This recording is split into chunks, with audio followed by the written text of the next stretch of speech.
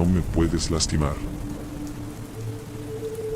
¿Sabes quién eres realmente y de lo que eres capaz? Estoy seguro de que piensas que sí, pero creer en algo no lo convierte en verdad. La negación es la máxima zona de confort. No te preocupes, no estás solo. En cada ciudad, en cada país, por todo el mundo, millones deambulan por las calles, con la mirada perdida como zombies, adictos a la comodidad y al confort, adoptando una mentalidad de víctima e inconscientes de su verdadero potencial. Esto lo sé porque conozco y escucho de esto todo el tiempo y porque, al igual que tú, yo solía ser una de esas personas. Yo tenía una maldita excusa también. La vida me repartió una mala mano. Nací roto, crecí con golpizas, me atormentaban en la escuela, me llamaron niga más veces de las que puedo contar. Mi familia y yo fuimos pobres en alguna época, sobreviviendo gracias a la asistencia pública, viviendo en una casa subsidiada por el gobierno, y mientras tanto mi depresión era asfixiante. Vivía la vida desde el fondo de un barril, y mi futuro previsible era una mierda desoladora. Muy poca gente sabe cómo se siente estar hasta el fondo, pero yo sí. Son como arenas movedizas, se aferran a ti, te jalan hacia abajo, y no te dejan ir. Cuando la vida es así es fácil andar a la deriva y continuar tomando las mismas decisiones cómodas que están acabando contigo, una y otra vez.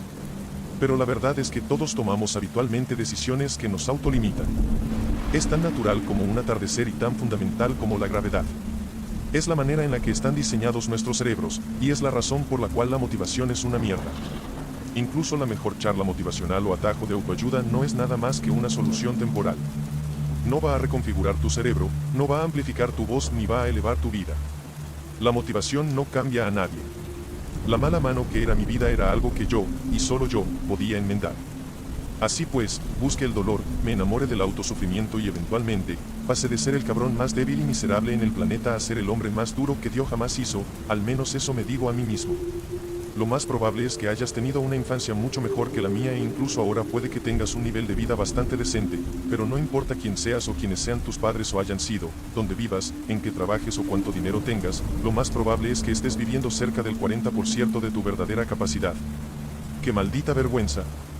Todos contamos con el potencial de ser mucho más.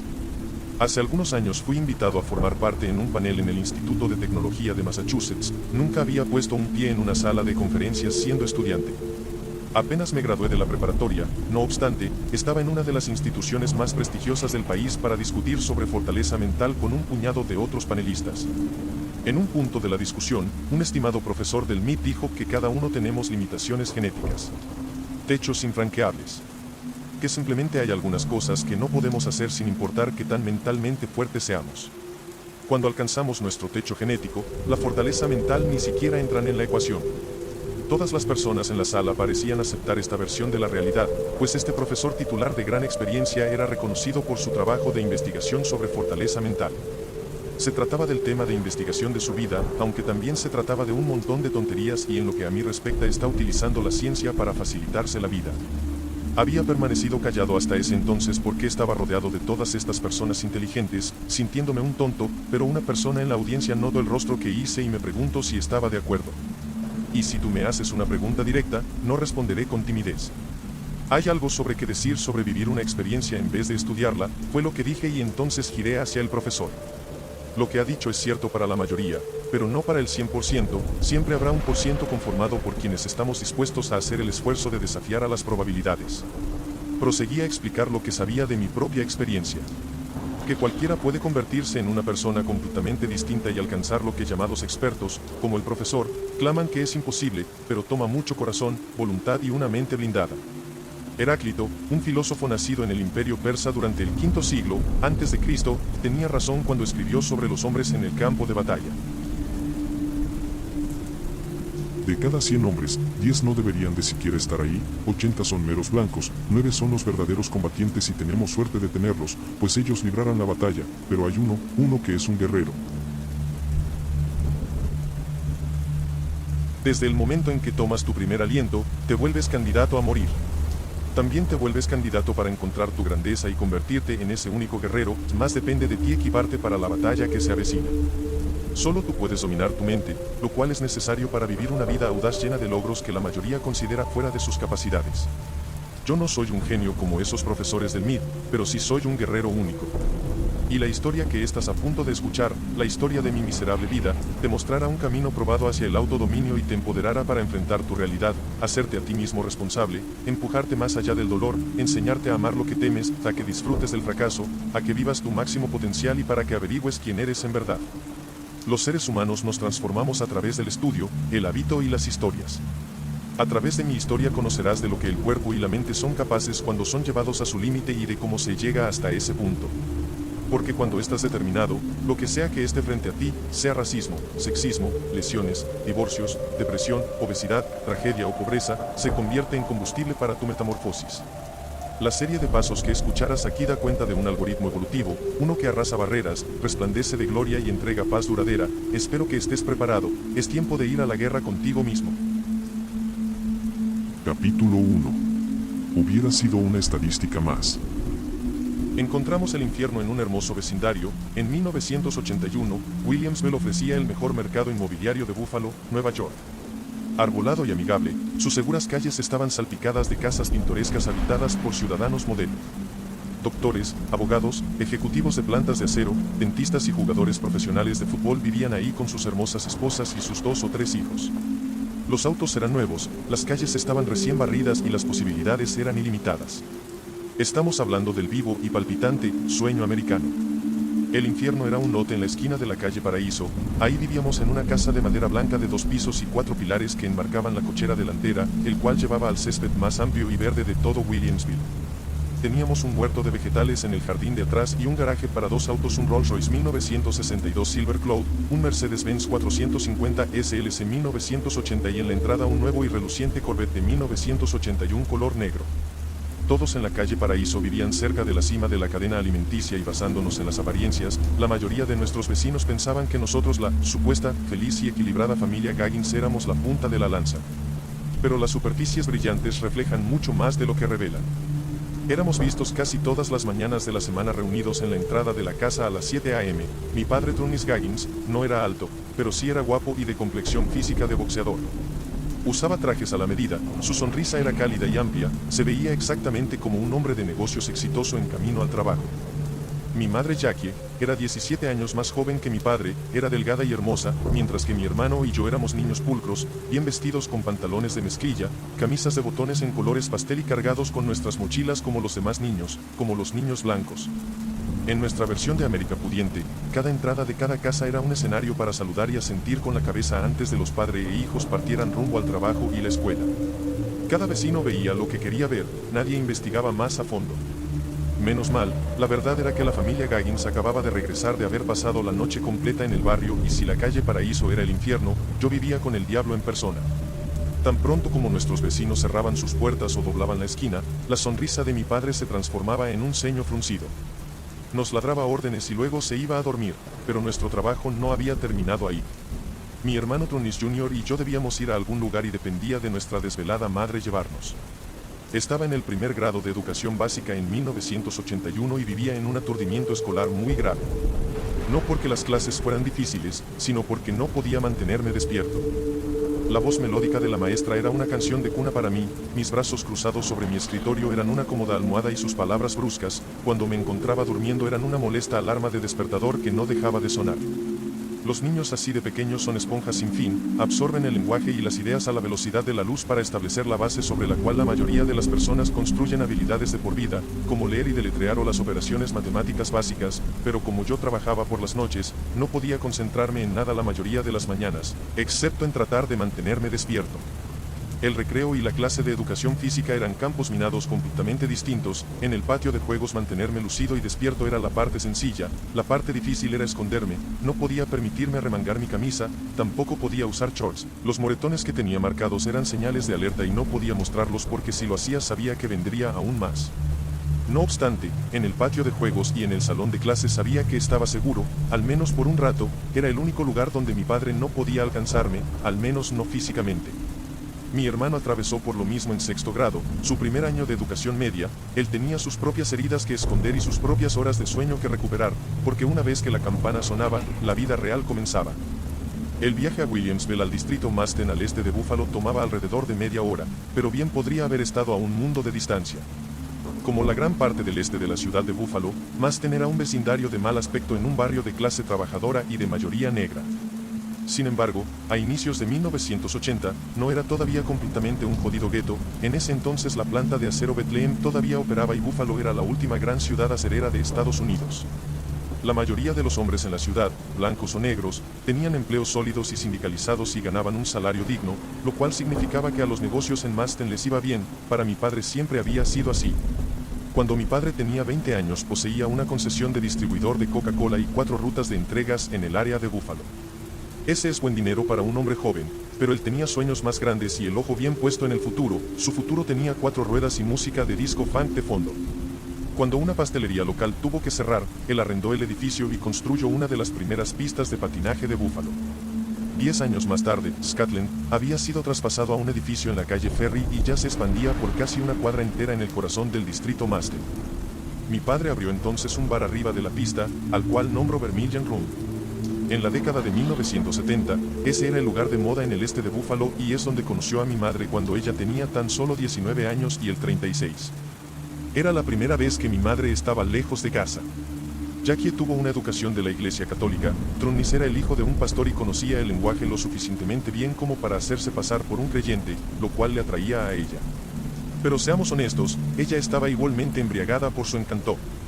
Trunnis Jr. nació en 1971, yo nacía en 1975 y para cuando tenía 6 años, la moda por las discos en patines estaba en su máximo pico de popularidad. Scotland se lucía cada noche. Usualmente nos juntábamos ahí alrededor de las 5 p.m. y mientras mi hermano trabajaba en el puesto de comida haciendo palomitas, asando hot dogs, reabasteciendo la nevera y preparando pizza, yo organizaba los patines por tamaño y estilo. Cada tarde yo me paraba en un taburete para rociar mi inventario con desodorante en aerosol y reemplazar los tapones de goma. El hedor del aerosol quedaba como una nube alrededor de mi cabeza y se impregnaba en mis fosas nasales por horas. Mis ojos se veían permanentemente inyectados en sangre, era lo único que podía oler. Más esas eran las distracciones que tenía que ignorar para mantenerme organizado y apurado.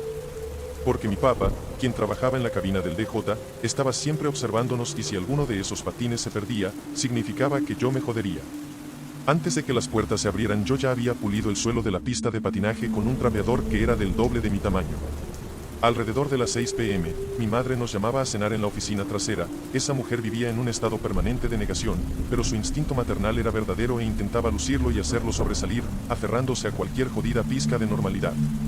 Cada noche en esa oficina mi madre ponía 2 quemadores eléctricos en el suelo, se sentaba con las piernas cruzadas y preparaba la cena más completa que pude haber visto, carne asada, papas, chícharos y panecillos, mientras que mi padre hacía cuentas y llamaba por teléfono. La comida era buena, pero incluso a los 6 y 7 años yo sabía que nuestra cena familiar era una mierda comparado con lo que la mayoría de las familias hacían. Además, comíamos a prisa, no había tiempo para disfrutar porque a las 7 p.m., cuando las puertas se abrían, el espectáculo comenzaba y todos debíamos estar en nuestras estaciones preparados. Mi padre era el alguacil y una vez que ponía un pie en la cabina del DJ nos tenía a todos triangulados. Él escaneaba ese lugar con una mirada panóptica y si te equivocabas en tu trabajo él bajaba y te lo hacía saber, al menos de que antes te lo hiciera sentir. El lugar no se veía como la gran cosa bajo la luz dura de las lámparas de techo, pero una vez que la iluminación se atenuaba los reflectores rojos bañaban la pista y lanzaban destellos desde la bola de disco giratoria, conjurando la fantasía de patinaje disco. Fuera fin de semana o de noche entre semana, cientos de patinadores se amontonaban en la puerta de entrada, por lo general acudían familias, pagando $3 de entrada y $0.50 por renta de patines antes de entrar a la pista. Yo rentaba los patines y me encargaba de la estación completa por mi propia cuenta, cargaba ese taburete por todos lados como una muleta, sin él, los clientes no hubieran podido verme. Los patines más grandes estaban en la parte baja del mostrador, pero los de menor tamaño estaban almacenados tan arriba que yo debía trepar entre los anaqueles, lo cual siempre hacía reír a los clientes. Mi madre era la única cajera, ella cobraba las entradas a todos y para Trunnis, el dinero lo era todo, él contaba a las personas mientras entraban, calculando en tiempo real su ganancia y así tener una idea aproximada de cuánto dinero tenía al momento de hacer las cuentas en la registradora al cerrar Scotland, y más valía que todo estuviera ahí. Todo el dinero era de él, el resto de nosotros nunca ganó un centavo por el sudor de nuestras frentes, de hecho, a mi madre nunca se le dio dinero que fuera solo de ella, no tenía cuenta de banco ni tarjetas de crédito a su nombre. Trunnis controlaba todo y todos sabíamos lo que pasaría si el cajón del efectivo alguna vez se quedaba corto. Ninguno de los clientes que atravesó nuestras puertas supo nada de esto. Para ellos Scotland era una nube color de rosa propiedad de una familia que la operaba. Mi padre hizo girar los últimos ecos de vinil del disco y el funk y los primeros retumbos de hip hop. Los sonidos bajo rebotaban de las paredes rojas, cortesía del hijo predilecto de Buffalo Rick James, el funkadelic de George Clinton y las primeras canciones estrenadas por los innovadores del hip hop Ron DMC. Algunos chicos hacían patinajes de velocidad, a mí también me gustaba patinar rápido, pero teníamos nuestra porción de bailarines en patines y esa pista se convertía en una fiesta. Durante las primeras horas los padres se quedaban en el primer piso y patinaban o miraban a sus hijos dar vueltas, pero eventualmente se colaban escaleras arriba para tener sus propias escenas y cuando una cantidad suficiente de adultos hacía esa movida, Tronny se colaba a la cabina del DJ para poder unírseles. Mi padre era considerado el alcalde no oficial de Masten y era un político falso hasta la entraña. Sus clientes eran sus llanas y lo que ellos no sabían era que no importaba cuántos tragas regalara a cuenta de la casa o cuántos abrazos de hermandad repartiera, a él no le importaba ninguna de esas personas. Todos eran signos de dólares para él, si él te servía un trago gratis, era porque sabía que comprarías 2 o 3 más. Aunque sí tuvimos nuestra porción de sesiones de patinaje de toda la noche y maratones de patinaje de 24 horas, las puertas de Scotland típicamente cerraban a las 10 p.m. Era entonces que mi madre, mi hermano y yo seguíamos trabajando, pescando tampones ensangrentados de inodoros llenos de mierda, aireando el tufo de marihuana de ambos baños, tallando los chicles llenos de bacterias del piso de la pista, limpiando la cocina del puesto de comida y haciendo el inventario. Justo antes de la medianoche, nos arrastrábamos hasta la oficina medios muertos de cansancio. Mi madre nos cubría entonces a mi hermano y a mí con una cobija en el sillón de la oficina, nuestras cabezas opuestas en lados contrarios de aquel sillón, mientras el techo vibraba con el sonido del bajo pesado del funk, mientras que mi madre seguía trabajando. Tan pronto entraba al bar, Tronnis la hacía atender la puerta o ir corriendo escalera abajo como una mula de carga para subir cajas de licor desde el sótano. Había siempre una tarea insignificante que realizar y nunca se quedaba quieta, mientras mi padre la observaba desde su esquina del bar donde podía vigilar toda la escena. En aquellos días Rick James, un nativo de Buffalo y uno de los amigos más cercanos a mi padre, nos venía a visitar cada que estaba en la ciudad, estacionaba su Excalibur en la banqueta de afuera, su auto era un espectacular publicitario que le dejaba al barrio saber que un superfreak había llegado. Él no era la única celebridad que llegó a aparecer por ahí. O.J. Simpson era una de las estrellas más grandes de la NFL y tanto él como sus compañeros de equipo de los Buffalo Bills eran clientes frecuentes, al igual que Teddy Pendergrass y Sister Sledge.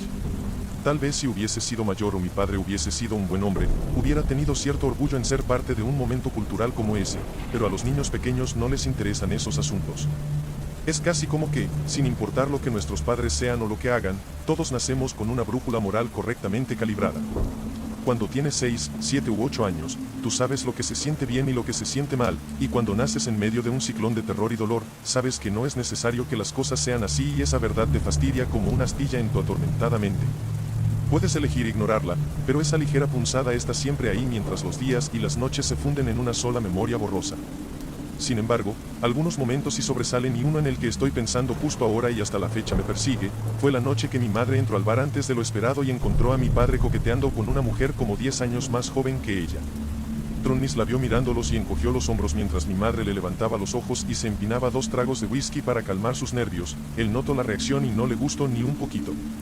Ella sabía cómo estaban las cosas. Tronnis transportaba de contrabando prostitutas a través de la frontera a Fort Erie en Canadá. Una cabaña de verano perteneciente al presidente de uno de los bancos más grandes de Buffalo que fungía como su prostíbulo improvisado, él le presentaba a sus chicas a los banqueros de Buffalo cuando necesitaba extender su línea de crédito y esos préstamos siempre eran aprobados. Mi madre sabía que aquella joven mujer que estaba mirando era una de las chicas de su catálogo. Ya la había visto antes, una vez había entrado a la oficina de Scotland y los encontró teniendo sexo en el sofá en donde ella arropaba a sus hijos casi todas las malditas noches. Cuando los encontró juntos, la mujer sonrió y Tronnis encogió los hombros.